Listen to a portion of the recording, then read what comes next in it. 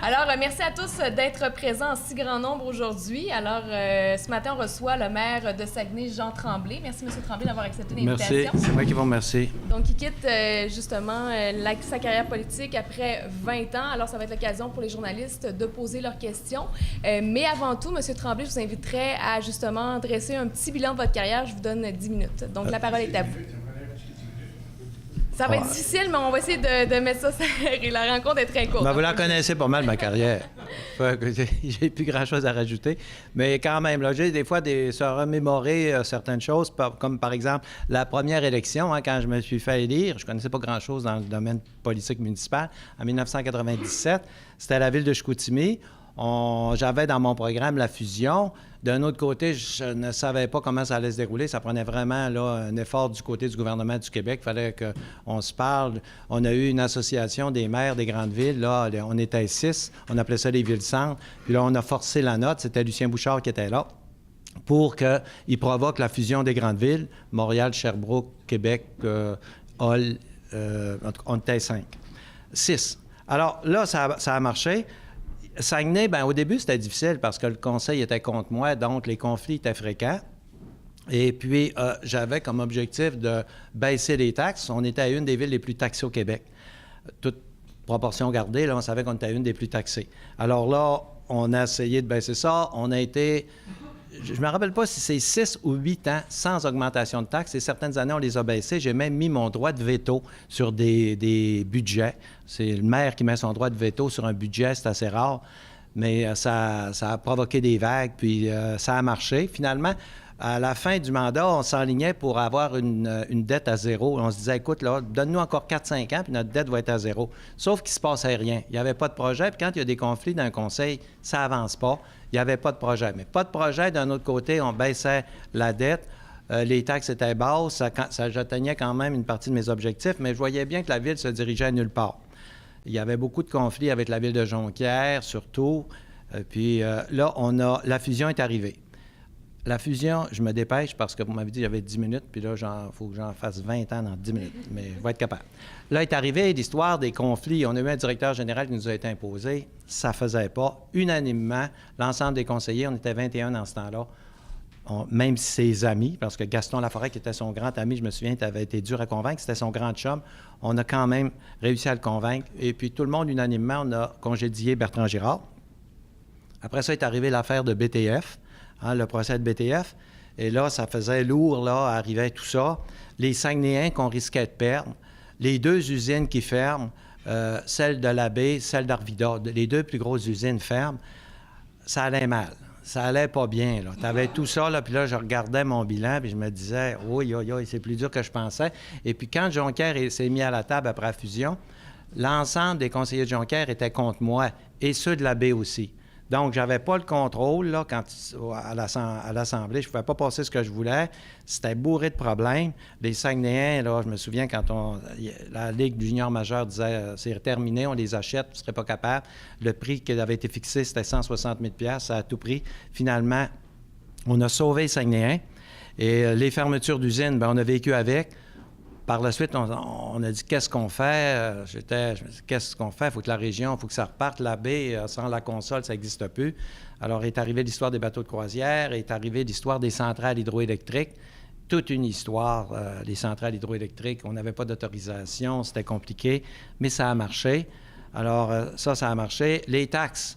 Bien là, on a continué de les contrôler pour s'assurer qu'on était beaucoup plus bas que les autres villes. Ça me déçoit des fois quand ils sortent toutes sortes de chiffres, de taux, puis toutes sortes d'affaires. Des fois, c'est comme démotivant. Je dis, écoute, là, ça donne rien de le faire. Ils me démentissent, puis ils me disent, c'est pas vrai. Fait que s'ils sont pour pas me croire, on va faire comme les autres, faire comme toutes les villes. Alors, mais effectivement, dans ta conscience, tu le sais, toi, que c'est bien fait. Après ça est arrivé le parc des Laurentides. Le parc des Laurentides auquel on croyait fermement. Mon 10 minutes pas fini, là? On croyait fermement au parc des Laurentides. Alors là, je me suis présenté à Ottawa. La police a voulu me mettre dehors de la Chambre des communes, rappelez-vous-en. Ils sont venus me chercher dans j'appelle ça le jubé, en haut, là. Je leur ai dit que j'allais me tenir tranquille, tout ça. J'ai réussi à rencontrer Jean Chrétien après l'Assemblée. Jean Chrétien a accepté de descendre ici. Je pense que ça ne s'est jamais vu dans l'histoire de la région, c'est sûr, mais dans n'importe quelle ville, sur un même projet, 4 premiers ministres qui sont venus signer sur mon bureau. 4. Alors, est arrivé ça. Après ça, bien là, il fallait réorganiser la ville. On a réorganisé l'aéroport. On a fait venir Sunwing pour s'assurer qu'on aurait des départs directement d'ici, toujours en ayant comme objectif que les douanes, on va les avoir un jour, puis que là, les départs puis les arrivées vont être beaucoup plus faciles. Il y avait des confusions partout. Je pense, par exemple, au monde des spectacles. C'était très, très lourd. C'était ingérable, ce monde-là. Je ne savais plus quoi faire. Ça faisait comme 5-6 ans là, que ça occupait la moitié de mon temps. Alors là, on a créé Diffusion Saguenay. Et après la création de Diffusion Saguenay, ça baigne dans l'huile et tout va bien. Après ça est arrivée l'histoire des navettes maritimes. Où Bertrand Piccard voulait nous les vendre, mais à un prix qui n'avait pas de bon sens.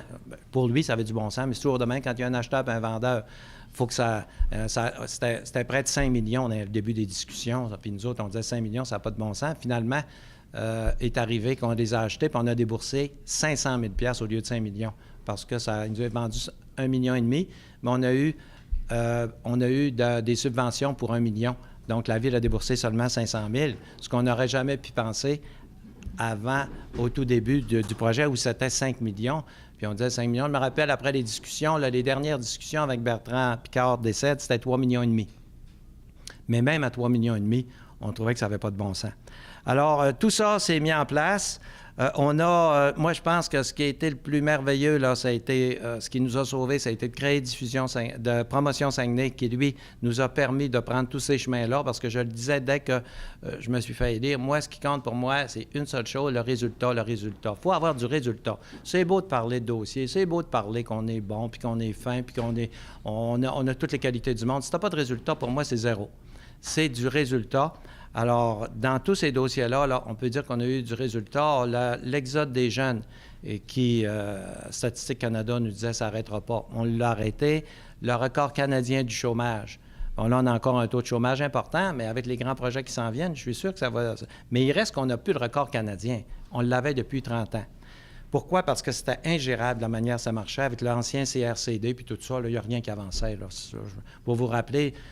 de ce que j'avais fait au Montagnet, là, quand j'avais quitté la salle précipitamment, là, parce que c'était...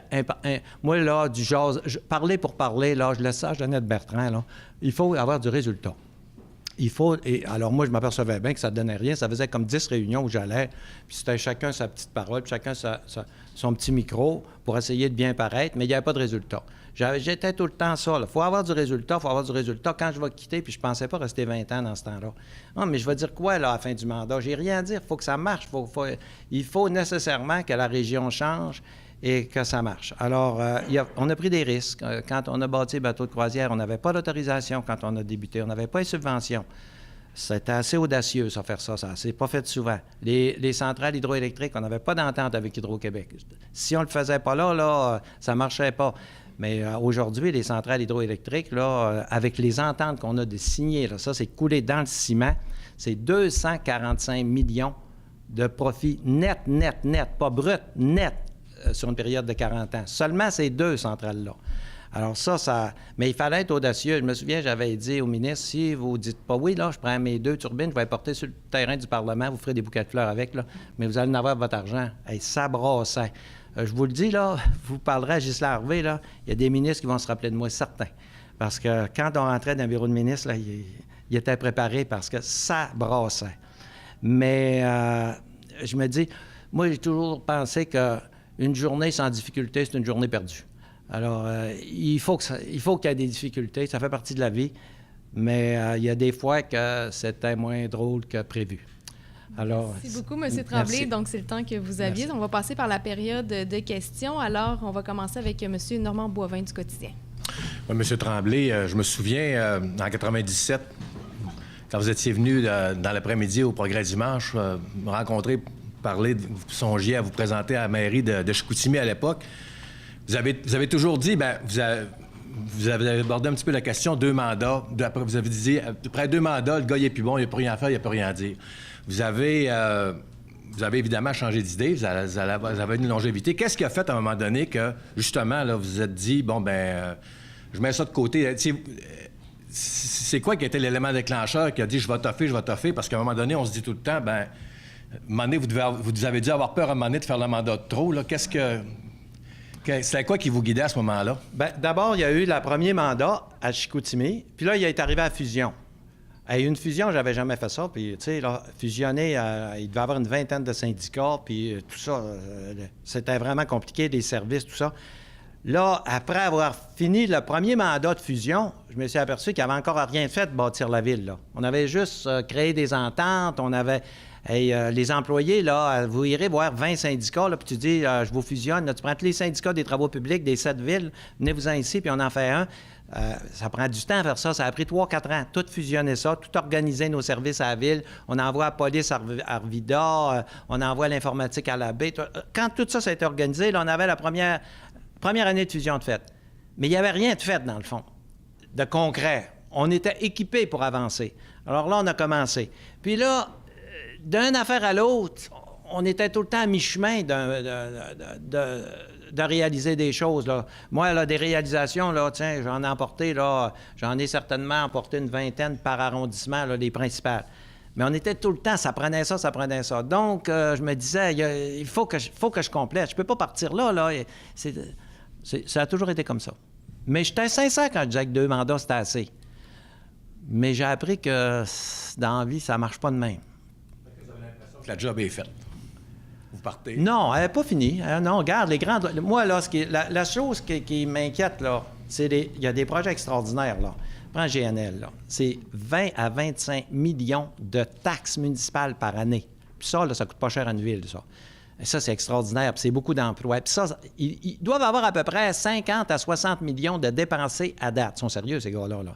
BlackRock, ils ont 50 millions. Ariane Phosphate, ils ont plus de 50 millions. Donc là, tout ça, ça va aboutir. Sauf que je pense que l'administration municipale a fait son bout de chemin, là. Promotion Saguenay. D'après moi, ça va aboutir, ces projets-là. Sur 3, il y en a certainement 2 qui vont aboutir. J'aurais aimé ça être là quand ça va se faire, mais je ne peux pas rester jusqu'à 85. Non. Prochaine question, Isabelle Tremblay de TVA. Bonjour. La Cour supérieure a donné raison à l'ERD concernant le dévoilement du contrat de M. Harvey. Qu'est-ce que vous comptez faire avec ça? Bon, alors, le contrat de M. Harvey, j'entends dire que Promotion Saguenay n'est pas transparent. Ça, là, il y a une personne qui vous a fait croire ça depuis 4 ans. Puis on dirait que c'est notre joyau Promotion Saguenay, puis on frappe dessus à tour de bras. Je ne sais pas si vous avez vu, vous autres, ici, le rapport annuel de Promotion Saguenay. Tout, ça, on a imprimé, je ne sais pas combien, là. Tout est dans ça. Puis les états financiers aussi à la fin. Sauf que les états financiers détaillés, on les donne aussi. En fait, il n'y a rien à Promotion Saguenay qui n'est pas dévoilé.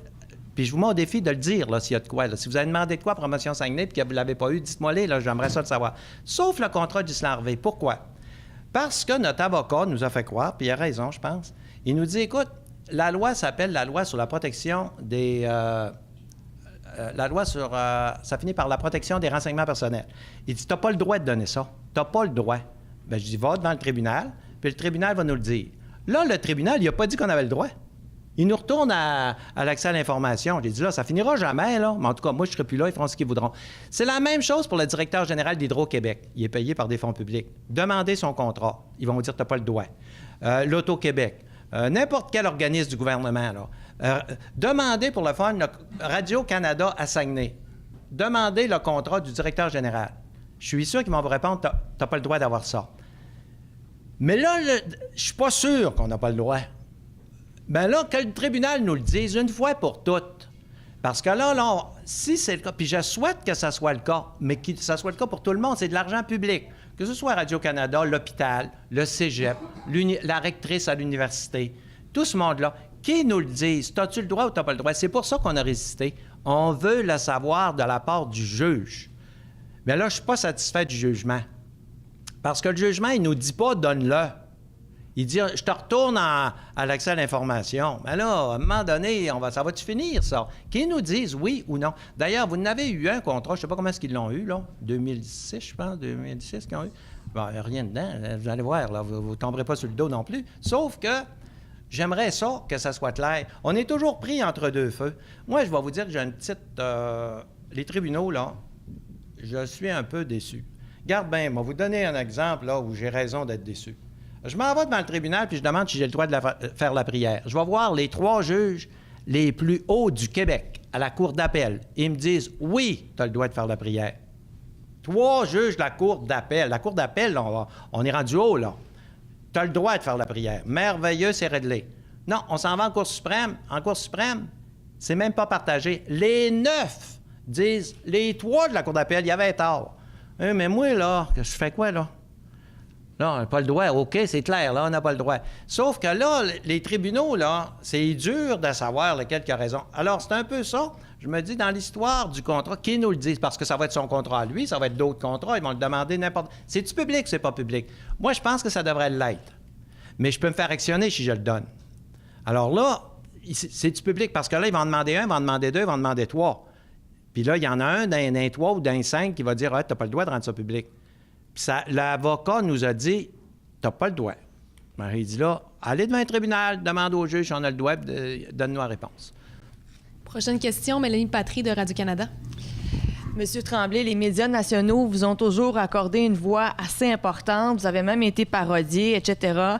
Est-ce que vous avez eu l'impression, à un certain moment, de devenir un peu le représentant des maires en région, de par la voix que vous portiez? Comment vous avez aussi assumé ce rôle-là? Comment vous l'avez vécu, d'avoir autant de visibilité sur les différents médias nationaux?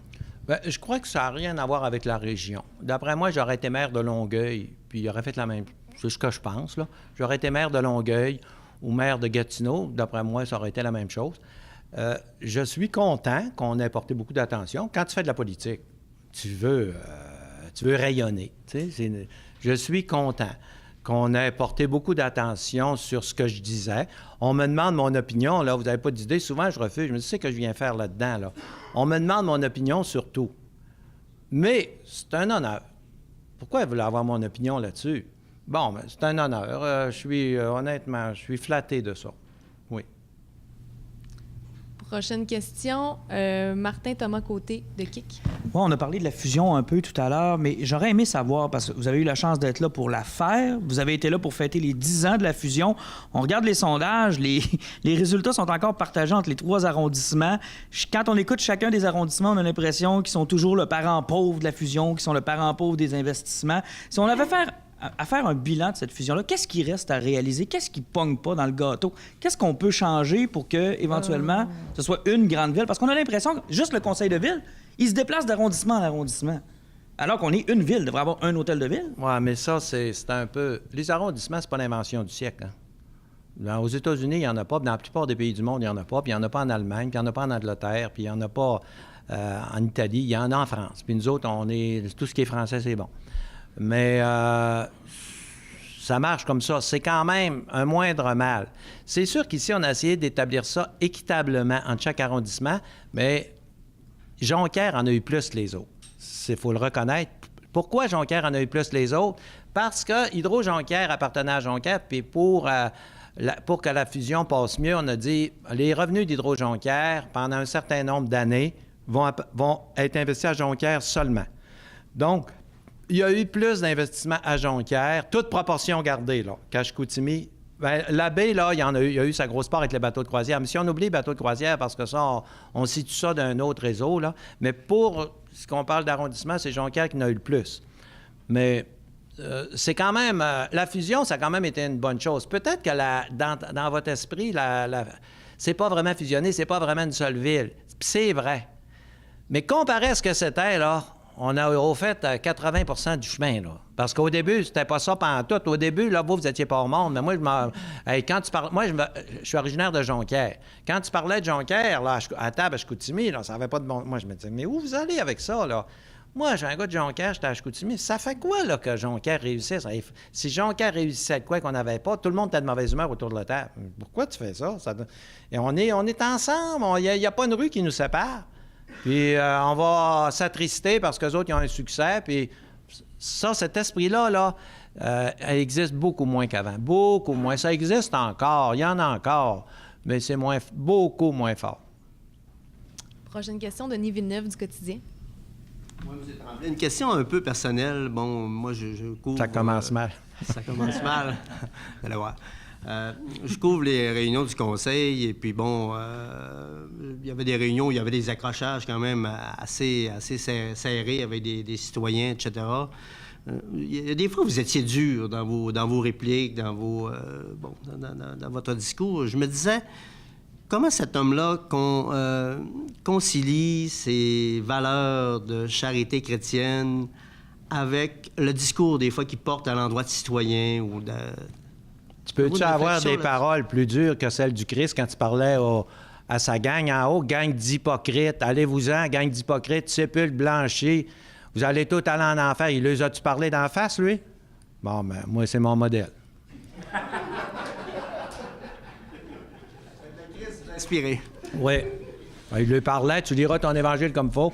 Il ne gênait pas. Ouais. Prochaine question, Mme Dominique Savard. Monsieur Tremblay, je ne veux pas vous faire choisir entre vos enfants, là. C'est lequel qui est mieux ou pas, mais j'aimerais savoir, dans vos 20 ans, c'est quoi qui a été votre meilleure décision puis votre pire? Dans mes 20 ans, hey, là, j'aurais dû me... Faut que tu y penses à ça. Ta meilleure décision dans les 20 dernières années, tu veux dire... Celle-là qui vous retenez en premier, le mieux, là. Ben moi, ce que je trouve le plus... ce que j'ai réussi le mieux, d'après moi, c'est d'unir les villes, d'unir les employés. Regarde, on n'a jamais eu un conflit syndical dans 20 ans. Jamais un seul conflit syndical. Puis Dieu sait que ça a brassé. Mais on s'est quand même toujours bien entendu, puis l'ambiance de travail, là, c'était efficace. Moi, j'ai toujours pensé que l'ambiance de travail, ça a un rapport direct avec l'efficacité puis le résultat. Donc ça, je suis content de ça, puis d'avoir uni les villes ensemble, d'avoir pris un territoire aussi grand que celui de Saguenay, puis d'en avoir fait un seul territoire où les gens se parlent, où les gens sont plus en compétition, puis même s'il y en a des petites, là, mais ça n'a rien à voir avec ce qu'on avait avant. C'est probablement ce dont je suis le plus fier. Selon, je suis le plus déçu. Je sais pas, là. Moi, il faudrait que j'y pense un peu. Je vous donnerai une réponse après. Honnêtement, c'est dur à dire, là. Il y a des petites affaires qu'on dit, bon, ça aurait dû marcher un peu mieux. Mais dire, en gros, là, j'y ai pensé souvent parce que ça m'a été posé. Tu dois avoir un dossier, là, que tu n'es vraiment pas content, là. Pas vraiment, non. Peut-être des projets que vous auriez peut-être aimé réaliser avant la fin de votre mandat? Bon, j'aurais aimé que ça aille encore mieux, c'est sûr. J'aimerais que ça soit la ville la plus prospère du Canada. J'aimerais ça, mais à un moment donné, il faut être réaliste, là. Je pense que c'est... Non, je suis très content de ce qu'on a fait. Y a-t-il une décision que vous avez prise, ça peut être il y a 20 ans, que vous auriez fait différemment aujourd'hui avec l'expérience que vous avez? J'y pense souvent, puis honnêtement, j'ai rien en mémoire, là. Puis tout a été rendu public. Il y en a une, peut-être pour m'aider, là, mais j'ai rien. Non. Alors, prochaine question, Marc Saint-Hilaire du Quotidien. Bonjour, M. Tremblay. Oui, bonjour. Au cours de votre mandat, je vais aller un petit peu dans la même veine que ma collègue Dominique. Je vais aller un petit peu plus loin. Au cours de vos mandats, il y a eu certaines personnes qui vous avez toujours été très fidèles aux personnes qui vous entouraient, aux personnes qui vous supportaient. Il y en a qui ont brisé votre confiance. On pense à Fabien Ovington, Bernard Noël. Il y a aussi eu les procès BTF, la prière. C'est quoi votre plus grande déception au cours de ces 5 mandats-là, là, que vous pouvez dire que vous êtes arrivé puis vous vous êtes levé le matin et vous avez dit, là, je suis vraiment déçu, là? Bien, c'est sûr que Bernard Noël, Fabien Ovington, j'étais vraiment déçu. Parce que c'était des amis proches, puis c'était parmi les conseillers les plus productifs. J'étais vraiment déçu. Donc, vous avez complètement coupé les liens avec ces personnes-là par la suite? Bien, ils sont plus là. Fait que c'est ça qu'on... je vais pas couper les liens, là, dans le sens que je leur parle si je les rencontre, mais on se voit plus. Hein. On se voit à peu près plus. Mais c'est pas que j'ai voulu couper les liens, là, puis j'ai dit on se parle plus, là. C'est pas ça. J'ai trouvé qu'on avait été, par exemple, moi vous le dire, j'ai fini, là, ma carrière. Je trouve que des fois, quand une personne est dans leur situation, c'est grave ce qu'ils ont fait, tout ça. Mais il faut arrêter aussi, là. Là, à un moment donné, je me disais, ils vont se suicider, là. Il faut arrêter d'en mettre. Qu'une personne paye pour ses péchés, oui. Mais à un moment donné, là, c'était pas drôle. Là, Fabien Ovington, il n'avait pas le droit de travailler. L'autre, il aurait dû aller en prison. Écoute, ils ont eu des difficultés avec leur famille. Ça leur a coûté très cher financièrement. Ils ont perdu toute confiance du public. C'est de leur entourage, de tout ça. Ils ne peuvent plus être conseillers. je me dis, c'est assez, là. Moi, quand quelqu'un est à terre, je frappe pas dessus, là. C'est pas que je veux les bénir, parce que celui qui devrait leur en vouloir le plus, sur la terre, c'est moi. Parce que c'est moi, par ricochet, qui a été affecté par ça. Mais je suis fait de même. Quand vous me parliez de charité chrétienne tantôt, M. Villeneuve, puis il a raison. À un moment donné, oui qu'une personne paye pour ses péchés. Il y a le péché, puis péché aussi, là. C'est quand même pas roson, là. Là, je me dis, il faut arrêter. Il faut arrêter. Là, je pense qu'ils ont payé très, très cher leur escapade. Puis, c'est ça que je pense. Mais c'était quoi votre question après? Vous avez déçu le plus, mais je vais enchaîner un peu avec ce que vous dites, si vous me permettez. Vous dites que... ce que je comprends, c'est que vous leur pardonnez. Vous passez la serviette. Qu'est-ce que vous voulez que je fasse? Je vais vous demander votre opinion des médias par rapport à ces situations-là. Comment évaluez-vous notre travail dans ce genre de dossier-là? Est-ce qu'on est trop insistant? Est-ce que... Vous autres, vous voulez vendre. Vous voulez vendre votre produit. À tout prix. À tout prix. Puis c'est peut-être humain. Si j'étais à votre place, je ferais peut-être pareil. Mais des fois, quand il y a seulement ça qui nous anime, on va trop loin. Mais il y a une chose aussi que je remarque des médias, c'est que les médias sont... Puis ça va vous nuire dans l'avenir parce que le monde des médias est après changé profondément. C'est que le monde des médias se remet jamais en question. Puis c'est normal de se remettre en question. La politique, ils sont obligés. T'as pas le choix, là. C'est pas par... Mais le monde des médias, quand tu fais un reproche à un journaliste c'est toujours un scandale. Puis ils disent qu'ils sont objectifs. C'est pas vrai là, que les journalistes sont objectifs. Puis d'ailleurs, c'est un défaut d'être objectif. Moi, je le suis pas du tout. Ma femme, là, c'est la plus belle femme de Chicoutimi. Mes enfants, c'est les plus intelligents. Ma ville, c'est la plus belle ville du Canada. Je suis pas objectif. Puis c'est humain de ne pas être objectif. C'est impossible. Quelqu'un qui est objectif, c'est quelqu'un de fade. C'est quelqu'un qui n'a rien à dire. Puis ils ne sont pas plus que les autres. Sauf que qu'on fasse un reproche à un journaliste ou qu'on dise le milieu journalistique, voici, il devrait modifier ces choses, j'en aurais long à dire là-dessus, mais je ne veux pas passer toute ma conférence à parler des médias, là. Mais je trouve que c'est difficile de leur dire qu'ils ne sont pas corrects. Ils devraient l'accepter. Nous autres aussi, on nous le dit, vous n'êtes pas corrects. Moi, je veux pris l'habitude. Oui, pas correct. C'est ça. Puis tu y réfléchis, puis tu dis, moi, changer. Regarde, quand tu te maries, c'est ça aussi. Hein? Tu dis, ben, ta femme, elle t'es pas correct. Ben là, si tu changes jamais, tu vas divorcer. Il faut que tu t'ajustes. Mais je trouve que ça manque d'ajustement, puis c'est pour ça que dans le milieu des médias, parce que la public, en général, il critique beaucoup les médias. Puis il les critique, mais les médias devraient être plus attentifs aux critiques. Ça ne veut pas dire qu'ils ne sont pas bons, là. Il ne faudrait pas aller... Je dis que entre ne pas être bon puis ne pas accepter de critique du tout, il y a une marge entre les deux. Prochaine question, Mélanie Patry, Radio-Canada. J'ai envie de continuer un peu sur ce filon-là. Que pensez-vous de certaines allégations que des journalistes ont fait concernant leurs relations qui sont justement difficiles avec M. Denis Coderre, des journalistes qui reprochent à l'administration Coderre de justement trop vouloir toujours contrôler le message. Est-ce que vous avez été étonné par ces allégations-là ou est-ce que vous comprenez un peu le comportement? Bien, c'est beaucoup plus... La relation avec les journalistes ici, là, à Saguenay, est plus intime que...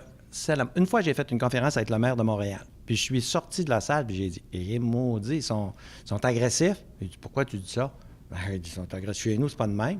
Ils sont bien agressifs. Alors, ça a l'air que c'est comme ça là-bas.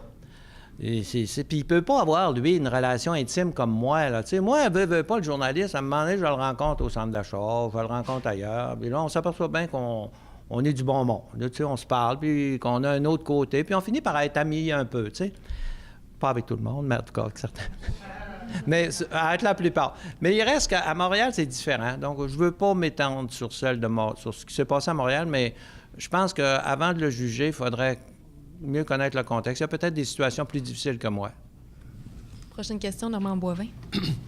Monsieur le maire, pendant votre règne, au début, vous dites que vous avez eu un conseil municipal qui était hostile. C'est vrai qu'il y avait beaucoup de tensions, même à l'époque d'Ulrich Blackburn, entre tous les conseillers et le maire. au cours de votre mandat, vous avez rallié quand même la plupart des conseillers autour de vous. Mais si c'était à refaire, aujourd'hui, bien là, vous quittez en ayant fondé un parti politique. Est-ce que vous l'auriez fait plus tôt dans votre carrière ou vous trouvez que ça a été plus facile pour vous de dire je vais m'arranger avec la table que j'ai, je vais m'organiser pour rallier le monde? Non, c'était beaucoup mieux quand il n'y avait pas de parti politique. Mais oubliez ça, là, ça ne reviendra pas, ça, avec les lois, à moins qu'ils changent les lois. Aujourd'hui, regarde, à Montréal et à Québec, il n'y a aucun candidat qui s'est fait élire qui n'était pas membre d'un parti politique aux dernières élections. À cette élection-ci, ça se peut qu'il y en ait, parce que c'est la première fois. Mais les partis politiques, ça n'a pas été une bonne affaire. Mais on n'a pas le choix, là. Je ne veux pas dire... parce que les lois les favorisent tellement. Regarde, le parti politique de l'opposition, il y a eu 60 000 $, ce qu'il n'y a pas eu le Parti des citoyens avant l'élection, pour préparer l'élection. 60 000 $. Puis à chaque année, ils ont 280 000 $. C'est pas correct. Le maire, il en reçoit aussi, mais le maire, il gère la ville. Tout ce monde-là sert à gérer la ville. Les autres, ils n'ont rien à faire. À rien. Juste à préparer la prochaine élection, payé par l'argent des citoyens. Ça n'existe en aucune ville en Amérique du Nord, seulement au Québec. Il y a juste nous autres qui se payent cette traite-là. Il y a des partis politiques en Colombie-Britannique, mais pas payés par les citoyens. Tandis qu'ici, c'est payé par les citoyens. Ça coûte près d'1 million par année. Mais on n'a pas le choix, c'est fait comme ça. Si tu n'es pas un parti politique, tu n'as rien. Puis les autres ont tout. Donc, tu ne te bats pas à armes égales. Fait que c'est déplorable, mais c'est comme ça. Puis ça fait des conflits autour de la table qui sont... Tu sais, si t'es d'un parti, il faut nécessairement que tu votes contre l'autre. Puis ça, c'est malsain, mais ça nous a été apporté. Garde à Trois-Rivières, par exemple. J'y compte tout ça. Il n'a pas de parti politique. Hey, lui, là, il dit, moi, je voudrais pas connaître ça. J'espère que j'aurai jamais ça. Puis tout ça, il parlera à Yves Lévesque. Vous allez voir que lui... mais j'ai dit, si tu veux que faire, dès que tu vas en avoir une, tu es obligé de suivre. Mais ça a créé... Regarde, ils s'opposent à tout, par exemple. S'opposer. Le problème d'Ubisoft, là, le gros problème d'Ubisoft, toutes mes chaleurs que j'ai eues dans ce dossier-là, là, c'était il faut pas que le RD se rende compte de ça parce qu'ils vont faire une plainte puis ils vont dire qu'on n'a pas le droit de lui donner 500 000. Puis c'était fondamental de lui donner 500 000 pour qu'il vienne. Il aurait fait une plainte au ministère, c'est sûr qu'on ne l'avait pas. Parce qu'ils ont fait des plaintes sur tous les projets qu'on avait.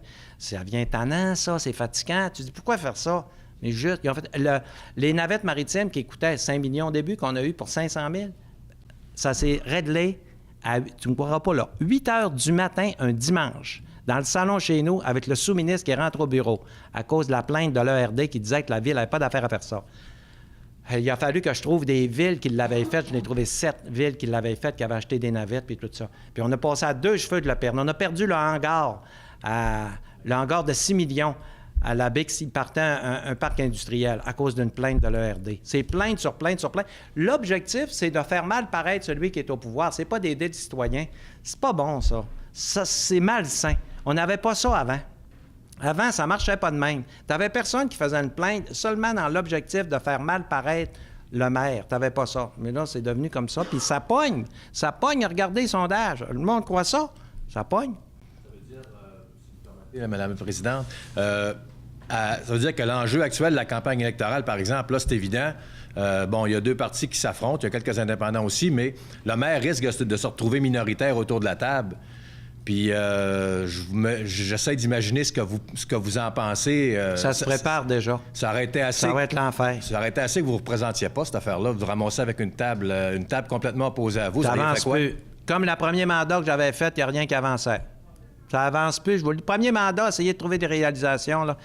Quand tu as l'opposition autour de la table, puis elle était bien moins agressive dans ce temps-là que là, ça veut dire moins méchante, là, à faire des plaintes puis aller partout, ça avancera plus. Je vous le dis, là, ce qu'on a fait, ce qui s'en vient, là, ça avancera plus, puis regardez bien les taxes. Le rêve des fonctionnaires, c'est d'augmenter les taxes. C'est leur rêve. Ils m'ont dit, on ne votera pas pour Dominique Gagnon. Pourquoi? Parce qu'ils ne veulent pas augmenter les taxes. Je vous le dis, ils me l'ont dit. C'est sûr. Parce qu'eux autres, c'est... Hey, ils aiment tout ça, des taxes, eux autres. Nouveaux bureaux, des beaux camions, la vie est belle, on peut négocier ce qu'on veut, la vie est belle. Le rêve des fonctionnaires, c'est d'augmenter les taxes. Puis je dirais qu'au moins 60 des villes du Québec, c'est les fonctionnaires qui runnent. Puis les taxes augmentent. Prochaine question, Martin Thomas-Côté. Parlons-en un peu des plaintes. Vous avez eu des plaintes, vous avez eu des causes qui se sont ramassées devant les tribunaux, vous en avez parlé tout à l'heure. Il y a eu des accrochages avec des ministres des Affaires municipales. Il y a eu des petites... Moi, j'appelle ça des passe-passe, même si ça a une connotation négative. Mais dans le fond, au Québec, est-ce que les règles sont faites pour être brisées? Est-ce qu'il y en a trop? Oui, des bien trop de règles. T'es rendu, là, qui sont rendus d'un costume, là. Ils vont partout, là. Là, c'est la loi, la loi, la loi. Avant, c'était la morale. Hein? Puis l'Église donnait des règles de morale, puis c'était ça, ta règle de vie. Là, c'est la loi. Si la loi te le permet, tu peux. Si la loi te le permet pas, tu peux pas. Mais ça veut pas dire parce que tu as fait une loi qu'elle est toujours bonne, là. D'ailleurs, les tribunaux passent le temps à les défaire, les lois. Mais là, c'est ça, notre nouvelle règle de vie. Là, on va avoir le droit de prendre du cannabis. Ça veut dire que le cannabis, c'est bon. Là, on va en prendre du cannabis. Là, on est record mondial de la pilule antidépresseur. Là, on va devenir le record. Ils vont tellement faire d'argent que les provinces se chicanent pour savoir lesquels vont avoir les milliards. Ça veut dire qu'ils vont en fumer un coup. Ça veut dire que là, on va être gelé toute la gang. On va arriver, puis au bureau, ils vont dire « Excusez-moi, monsieur le maire, m'envoie dehors fumer ma... » Mais là, ça marche pas, là, ça... Mais il y a bien trop de règles au Québec, bien trop de règles, c'est sûr. Les règles là, pour avancer à la ville, là, c'est inimaginable au ministère. D'abord, les fonctionnaires, il y en a 2 fois trop, partout, mais ils font des charges qui sont nécessaires par la loi. Tu sais, un fonctionnaire qui n'a rien à faire, il en dérange 2 autres. Ça, c'est une règle. N'oubliez pas ça. Y a un fonctionnaire qui n'a rien à faire, il en dérange 2 autres. À Québec, là, le fonctionnaire, il rentre le matin, là, puis il est au ministère de l'Environnement particulièrement, il n'a rien à faire. Bon, c'est que je fais matin. Ah, regardons, la ville de Sherbrooke, ils veulent ça. Non, moi, je veux des papiers, je vous permets pas de faire ça. Il faut bien qu'il occupe sa journée. S'il dit oui à tout le monde, ils vont dire, tu fais rien, toi? Alors, non, Par exemple, lors de votre premier mandat jusqu'à aujourd'hui, le nombre de temps que ça vous prend pour certaines décisions... Bien plus. Puis de travail inutile qu'on fait, inimaginable. Inimaginable. Ah oui, puis ça, par exemple, demandez-le. Les fonctionnaires vont vous le dire aussi, là. Il n'y a pas juste moi, là. Les fonctionnaires, ils viennent à mon bureau et ils me disent, je fais ça. Mais tu fais là, c'est que ça te donne. Pas le choix, le ministère demande ça. Pas le choix, le ministère demande ça. Ils demandent tellement d'affaires inutiles, là. Le pire, c'est le ministère de l'Environnement. Ah, là, écoute, c'est... Ils m'ont dit de ne pas en parler, là, mais les chauves-souris, je peux te le dire, les chauves-souris, là, il a fallu faire une recherche l'autre jour. Imagine-toi, il y avait des chauves-souris fédérales, des chauves-souris provinciales. Non, là, à un moment donné, là, c'est inimaginable ce qu'ils inventent. Il en passe, c'est pas les mêmes. Ah non, c'est inimaginable. Prochaine question, Pierre-Alexandre Maltais du Journal de Québec. Bonjour, M. le maire. Bonjour. Vous parlez justement de lois, de règles. Il y en a une qui retient l'attention et j'ai comme l'impression qu'on ne vous a pas entendu là-dessus. C'est le projet de loi 62 sur la neutralité là, vous sortez vraiment de mon bilan, là. Je le sais, mais on le fait. Ça vous intéresse, Journal de Québec? Ça, c'est bien. Moi, je l'ai fait. J'ai fait votre bilan il y a à peu près un mois. Donc, je voudrais vous entendre une dernière fois sur quand vous me parlez de religion, je suis tenté de parler. Mais ça ne fait pas vraiment partie de mon bilan, à moins qu'on reste après. On a-tu bien du temps de passer, là, actuellement? On a combien de temps de fait, là? Il reste encore une vingtaine de minutes. Mais allez vite là-dessus, OK? Bon. Parce que je veux parler de mon bilan surtout, là, mais rapidement, parce qu'évidemment, je suis ça comme tout le monde. Vous remarquerez une affaire. On a dit on veut un État laïque. Un État laïque, là, nous, on confond ça avec un État athée. Laïque, ça veut dire qu'on vit dans l'harmonie, chacun avec ses croyances. Puis, on nous dit, il y a un principe là, qui a été énoncé par mon grand modèle, là, rendez à César ce qui est à César, puis à Dieu ce qui est à Dieu. Quand l'État se mêle d'affaires religieuses, comme c'est le cas, ils sont tout le temps dans la confusion, puis ils n'en sortent pas vivants. Qu'ils ne se mêlent pas de ça. C'est pas de leurs affaires, la religion. Maintenant, il est normal d'interdire le visage caché. Moi, je l'interdirais partout. Sauf si c'est un métier approprié, comme un médecin ou un soudeur, dans certains sports ou dans certains spectacles. Pour le reste, tu n'as pas le droit d'avoir le visage caché. Mais il faudrait qu'ils s'enlèvent la religion de la tête. Ça n'a rien à voir avec la religion. La religion, ils feront ce qu'ils voudront en religion, mais ils n'ont pas le droit d'avoir le visage caché. Si ta religion ne te le permet pas, ça fait pas ton affaire. C'est bien de valeur, mais ta religion ne fit pas avec nous autres. Parce que nous autres, on a des lois, puis je pense que c'est la logique. Le visage caché, ça ne fit pas. Ça ne marche pas d'arriver ici avec le visage caché. Me voyez-vous venir faire une conférence avec le visage caché? Mais pourquoi pas? Hein? Bon. Alors, qui se mêle pas de... Vous remarquerez ça. Bouchard-Taylor, là, ils ont beau dire ce qu'ils voudront puis sortir, là, ça n'a rien donné. Pourquoi? Qui se mêle pas de ça? Qui se mêle pas? Il y en a qui s'occupent de religion. On a l'Église catholique, par exemple, le pape, tout ça, ils s'en mêlent de religion. Puis que l'État se mêle des affaires de l'État. C'est ça. C'est comme ça que je vois ça, la laïcité, puis c'est comme ça que ça devrait s'appliquer. Mais là, c'est pas ça. Ils disent, on veut pas avoir de religion, mais par exemple, nous autres, on va s'en mêler de religion. Nous autres, on va faire des règles. Parce qu'ils vont enlever... Là, préparez-vous, le crucifix va disparaître, là. C'est une question de mois, là. Et là, ils l'enlèveront pas ce coup-là, mais il va arriver un autre gouvernement, il va l'enlever. Après ça, bien, la croix sur le Mont-Royal, il faudrait que ça débarque. Après ça, la croix qu'il y a sur la... C'est une croix catholique, là. Vous lirez la définition du drapeau du Québec. C'est une croix catholique, puis le bleu, c'est le bleu de la Sainte Vierge. Fait que là, il faudrait changer ce bleu-là, puis il faudrait le mettre bleu marin, puis il faudrait enlever... ça finira plus, là. Dès qu'on parle de religion, mêlez-vous pas de ça. Laissez faire les religions, mais faites des règles civiles. C'est pas pour une raison religieuse qu'on veut pas que vous ayez le visage... c'est une raison civile. Pour une raison civile, ce n'est pas normal d'avoir le visage caché. Mais quand tu as un col romain, ben là, ça dérange pas grand-chose. Là, ils sont rendus au col romain. Ça fait, ça, un col romain. Ça dérange qui, ça? Puis celui-là qui se met un turban, ça dérange personne non plus, ça. Ça, moi, c'est pas grave, là, que tu as un turban. Tout le monde a le droit. Je serais venu ici avec un turban, c'est pas illégal. Mais le visage caché, c'est pas pareil. Prochaine question, Normand Boivin. Monsieur le maire, concernant votre bilan, est-ce que vous avez l'impression que, au cours de ces années de fusion-là, depuis 2001, les arrondissements, la Baie, Chicoutimi, Jonquière ont été gâtés de façon égale par la municipalité, ou vous ne trouvez pas qu'il y a des arrondissements qui ont été peut-être un petit peu plus négligés? Gardez bien. Je trouve que ça a été... Puis toutes les fois qu'on faisait ça, là, qu'on regardait nos dépenses, on s'organisait pour que ça soit égal. Sauf, Jonquière en a eu plus. Mais c'est à cause d'Hydro-Jonquière. Il en a eu un peu plus. Mais c'est fini, là, l'histoire d'Hydro-Jonquière. Mais dans le temps, là, ils ont été 6-7 ans qui en avaient plus que les autres. Et la baie, l'histoire des bateaux de croisière. Ça a favorisé la baie. Il pourrait arriver dans l'avenir qu'il y ait un projet comme ça dans un autre arrondissement qui favorise, parce que là, il arrive un gros projet qui déséquilibre. Mais pour le reste, c'était égal. Il y avait monsieur avant, je sais pas. Non, vous. Oui, Martin Thomas Côté de KIC. Quand ça va être encore moi. On va rester sur votre bilan. Vous avez eu la chance pendant les 20 dernières années, je ne sais pas si on peut appeler ça une chance ou une sorte de concours de circonstances, de ne pas avoir de belle-mère. Vous n'avez eu personne au-dessus de votre épaule pour vous dire quoi faire ou donner une opinion contraire ou... j'étais marié. Oui. Il y a celle-là, mais publiquement, vous n'avez pas eu. Non. Dans les prochaines semaines, on va en élire un nouveau. Ça va être difficile de rester dans la région, dans la ville. Vous êtes quelqu'un qui aime les médias en plus. Comment vous voyez votre rôle de belle-maman? Honnêtement, là, j'aimerais ça partir pour 1 an. Juste 1 an. Oui, j'aimerais ça. Mais là, c'est pas fait, là. Il n'y a rien de fait, là. Vous allez entendre dire peut-être que je vends ma maison, puis c'est vrai, mais c'est probablement de m'acheter un condo, là. J'aime pas ça pelleter puis faire le gazon puis tout ça. Mais il reste que si je partais 1 an, j'ai un de mes fils qui demeure à l'extérieur, là. Lui, il aimerait bien ça que j'aille le trouver un peu. Je sais pas qu'est-ce que je vais faire. Mais une chose est certaine, c'est que je voudrais pas, là, jouer ce jeu-là après, là. Tu sais, quand ça fait 20 ans, je l'ai eu assez, le micro, là.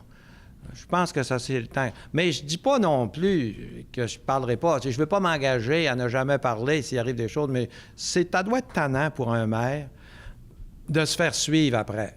Puis je pense pas que le public recherche ça. D'un autre côté, si ça me concerne personnellement, ce qui est dit, ça se peut qu'on me demande ma réaction. Mais vraiment, là, je le ferai pas par gaieté de cœur, là. Je pense pas. Si j'ai décidé de ne plus me présenter, c'est parce que je trouve que je n'ai dit assez, là. Tu sais, ça fait 20 ans, là. J'ai eu pas mal de micros, là. Prochaine question, Mélanie Patry de Radio-Canada. Justement, parlant de micro, on sait que vous avez été chroniqueur. Est-ce que c'est une possibilité, ça, de revenir à la barre d'une émission de radio ou à la télé en tant qu'analyste, chroniqueur de façon régulière? On connaît votre franc-parler, donc j'imagine que vous avez été approché. Vous savez? Ça se peut, là. Mais il reste que... Moi, je vais vous dire, je ne veux pas parler de mes projets à venir. D'abord, il n'y a rien de fixé à date, là. Puis je veux prendre un peu d'air après, là, puis je verrai. Mais je ne sais pas. Honnêtement, je ne sais pas. La seule chose que je pense, la politique, c'est moins probable. Mais pour le reste, je ne sais pas. Même là, la politique, on ne sait jamais, Pourquoi fermer toutes les portes? Mais ça me surprendrait beaucoup. J'aimerais ça enchaîner en vous demandant, justement, le 5 novembre au matin, qu'est-ce qui va vous manquer de cette vie politique-là? Bien, je vais me sentir plus libre. Parce que, veux pas, tu es tout le temps sur le qui-vive avec une ville. Il peut se produire n'importe quoi, ton téléphone est toujours ouvert, il faut que tu surveilles tout. Et il faut que tu lises les médias beaucoup. Hein? Je lis les médias régulièrement. Je vais prendre c'est normal, je veux savoir un peu ce qui se dit puis ce qui se fait. Puis il y a certaines nouvelles que j'apprends, même moi-même, en lisant le journal sur la ville. Alors là, je vais prendre un temps de recul là-dessus. Mais j'ai hâte. Hein? Je vais vous le dire, j'ai hâte, oui. J'ai hâte que ça arrive, oui. Prochaine question, Marc Saint-Hilaire. 20 ans de politique municipale sans tâche, en fait, au niveau de votre réputation, de votre intégrité. On a vu ce qui s'est passé à Laval, on a vu ce qui s'est passé dans d'autres villes, les scandales, au niveau municipal, notamment des octrois de contrats. Monsieur Tremblay, est-ce qu'il y a des gens qui ont essayé de vous corrompre à l'intérieur des 20 dernières années, qui vous ont approché et qui vous ont offert comme des pots de vin, des enveloppes, qui ont essayé de vous corrompre et auxquelles vous avez dû dire non? Je vais vous dire, là, honnêtement, là, j'ai même pas eu le plaisir de dire non à quelqu'un. Peut-être que j'avais... Ça se détecte dans l'attitude d'une personne aussi, là. Tu sais, là, ils le savent. Puis ces gens-là, ils sont pas assez fous pour arriver, là, puis de t'offrir des choses sans t'avoir testé puis sans savoir que tu vas l'accepter. C'est jamais arrivé. Ça fait que j'ai même pas le mérite. Je pourrais vous dire, ah oui, j'en ai eu, puis je leur ai dit non. Ce serait faux là, de vous dire ça. Je n'ai pas eu. Jamais personne n'est arrivé et dit, je vais... Il peut arriver des petites affaires comme, tu sais, par exemple, une personne dit, je vais te prêter mon chalet. Tu dis non, tu peux pas faire ça. Moi, ça me fait rien. Moi, gars, je suis pas là de l'été. Non, je peux pas faire ça. Je peux pas parce que, tu sais, ça peut pas marcher. Puis j'ai toujours fait attention aussi. Je paye avec des cartes de crédit, puis j'ai mes reçus, puis j'ai, tu sais, c'est arrivé que des gens aient dit, oh, paye pas. Laisse faire ça. Tu sais, tu as un repas. Non. Je veux un reçu payé avec ma carte de crédit. Je paye pas en argent. Puis mes cartes de crédit, je les ai toutes. J'ai dit, tu sais, tu peux perdre ta réputation pour 100$. Puis financièrement, là, je serais le gars le plus fou de la Terre parce que je n'ai pas vraiment besoin. Fait que, tu sais, à un moment donné, là, je serais encore plus fou qu'un pauvre parce que je n'ai pas besoin. Je serais cave pas mal, là, tu sais. Alors, non. C'est pas... Honnêtement, là, je peux pas vous dire qu'il y a un environnement corrompu qui m'a assaillé, là. Non. Avez-vous eu des maires qui profitaient un petit peu J'ai déjà parlé avec des maires qui me disaient qu'ils faisaient des affaires qu'eux autres trouvaient correctes, là. Je dirais pas moi, je trouvais pas correct. Mais eux autres, ils disaient, moi, non, il n'y a rien de mal à faire ça. Non, moi, j'ai dit, moi, je ferais pas ça. Mais ça veut pas dire que c'est si grave, mais j'ai tout le temps été plus que moins.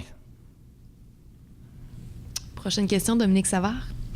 M. Tremblay, il reste environ 15 jours avant que ça se termine.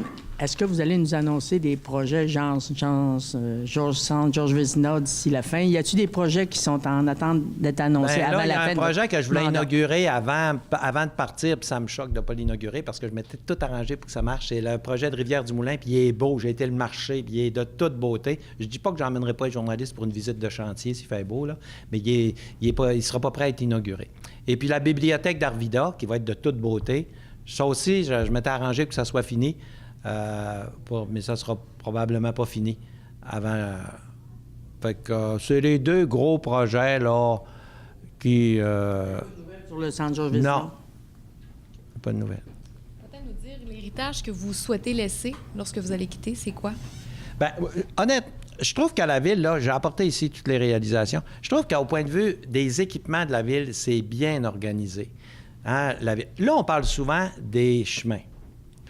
Là-dessus, là, j'écoute toutes sortes d'histoires, j'en entends de toutes les couleurs, puis je les laisse aller, les candidats à mairie disent toute la même affaire, là. Fait que ça revient tout au même, ils s'aident pas entre eux, je veux dire, ils se nuisent pas entre eux autres parce que c'est toute la même affaire. Que les chemins sont finis. Gardez bien ça, là.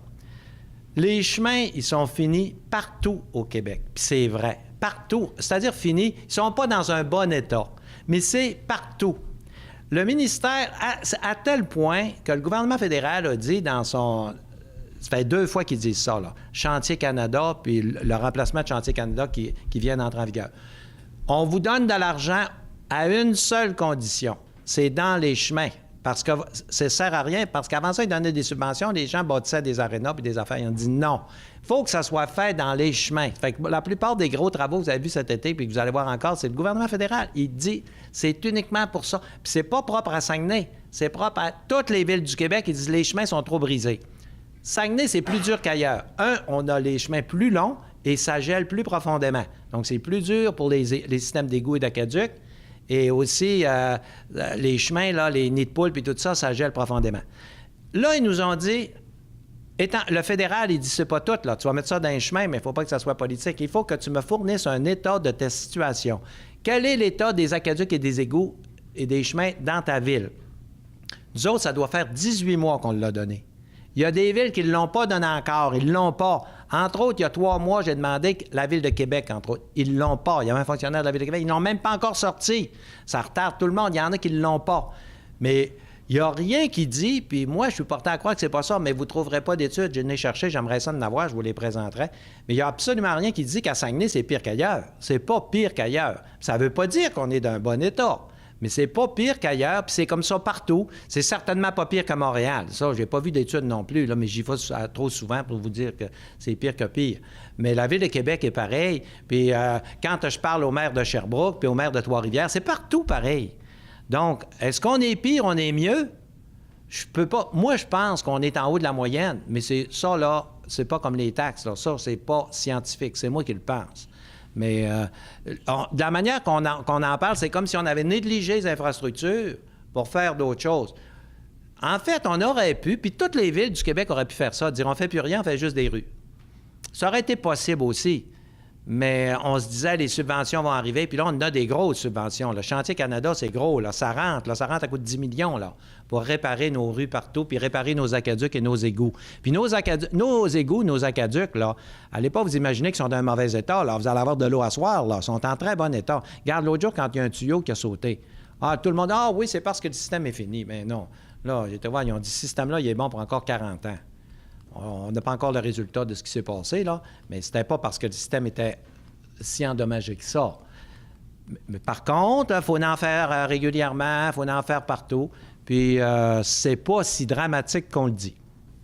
Prochaine question, Denis Villeneuve.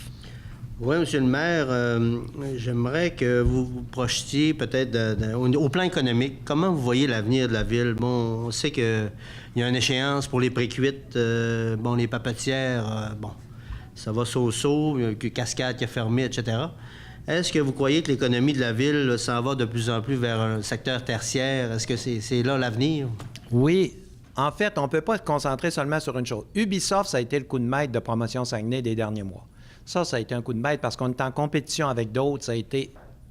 Ça, je vous le dis, il y a beaucoup de doigté dans ça, là. Il faut aller les rencontrer, puis il faut vraiment vendre. Le rôle de Promotion Saguenay, c'est de vendre la région, de vendre nos atouts. Et on l'a vendu grâce à quoi? Grâce à l'Université du Québec. L'Université nous a aidés beaucoup. Pas parce qu'elle nous a aidés comme tel, il était passif, l'Université. Sauf que nous autres, on s'est servi de ce qu'ils ont fait. On dit, regarde, là, tu as déjà des études sur les jeux vidéo, puis tu as déjà ci, puis tu as déjà ça. Mais eux autres, ils voulaient avoir juste... Il y avait un canal, c'était Promotion Saguenay, puis tout ça. Sauf que l'argument de l'université a été très fort. Donc, il faut travailler davantage avec l'université pour que... Moi, je pense que dans l'informatique, on pourrait avoir une version université informatique, là. Ça nous aiderait énormément pour qu'on puisse avoir davantage d'industrie dans ce genre-là.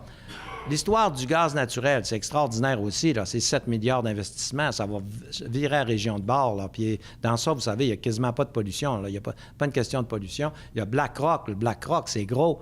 Tu as Ariane Phosphate, c'est dans les Monts-Valin, mais ils ne restent pas à Saint-Fulgence, ces gens-là. Ils vont demeurer à Chicoutimi, les ingénieurs, tout ça. Donc, l'avenir de la région, il faut arrêter de penser seulement au bois. Il faut aussi penser au bois, à l'aluminium, mais il y a beaucoup de choses. Il ne faut pas focusser seulement sur une affaire. On le sait que l'aluminium, là, ça va être des robots tantôt, puis il y a quasiment juste ça qui marche. Tu vas te promener là, les stationnements sont vides. Il n'y a plus d'employés. Bon, on n'a pas le choix, c'est comme ça. Puis dans le bois, c'est mécanique de plus en plus aussi, mais D'après moi, le bois, ça va se replacer, mais faut diversifier. Alors là, Promotion Saguenay, c'est son rôle d'essayer de diversifier puis d'aller partout. C'est difficile d'aller chercher des dossiers de même. Hey, GNL, là, ça serait le plus gros projet du Canada, là. C'est gros, là. Puis il va aboutir, ce dossier-là, là. Écoute, ils ont les terrains, ils ont tout, là. Quand tu dis que tu as 50 millions de mis sur la table, là, dépenser, là. C'est sérieux, là. Donc, l'avenir de la région, je pense qu'avec ces projets-là, ça risque de bien aller. Alors, il reste 2 minutes. Je vous laisse le mot de la fin, M. Tremblay. Bon, bien, je veux vous dire merci pour les 20 ans qu'on a passés ensemble. Alors, je suis bien content ce matin que vous m'invitiez là, pour faire le bilan. Je souhaite que la Ville aille, évidemment, quand tu as travaillé comme ça, je souhaite que la Ville aille bien. Il y a des élections qui s'en viennent. Je me croise les doigts là, pour qu'on ait une belle équipe, des conseillers constructifs, un maire qui soit vraiment, qui ait de l'ouverture. Et je vais regarder, moi, de loin, là, la Ville évoluer. Puis c'est ça que je veux, dans le fond, c'est pouvoir dire j'ai contribué. Regarde si la région est belle. D'après moi, c'est une des plus belles régions du monde, avec des gens extraordinaires. On a des forces extraordinaires. Puis il y a un conseil que je voudrais peut-être vous donner. Il faut arrêter de s'auto-détruire puis de se penser pas bon. Je trouve ça souvent, là, qu'on se pense pas bon, qu'on s'auto-détruit. Je prends Promotion Saguenay, par exemple, en exemple, qui est un outil extraordinaire qui fait l'envie partout au Québec. Oui, on peut regarder les côtés négatifs, mais regardons les côtés positifs. Regardez tout ce qui se fait, là. Puis je peux vous dire, les grands projets de Saguenay ont passé par Promotion Saguenay. Autrement dit, là, ça a besoin d'amour, ces organismes-là. Ça a besoin d'amour. Les employés puis tout ça, ils aiment ça quand ils sont considérés. Ils aiment ça savoir que quand ils font des grands gestes, c'est bien apprécié. Alors, j'espère que la région va bien aller. Puis j'y crois. Je crois qu'on va avoir un bon conseil municipal, qu'on va avoir des organismes qui vont continuer de profiter et que ça va bien aller, puis j'aurai contribué à ma façon. On a chacun notre façon de contribuer, mais moi, je serais bien content d'avoir contribué, puis ça va me rendre heureux pour le restant de ma vie. Merci. Merci beaucoup, M. Tremblay. Merci à tous d'avoir été là. Merci. On se retrouve la semaine prochaine.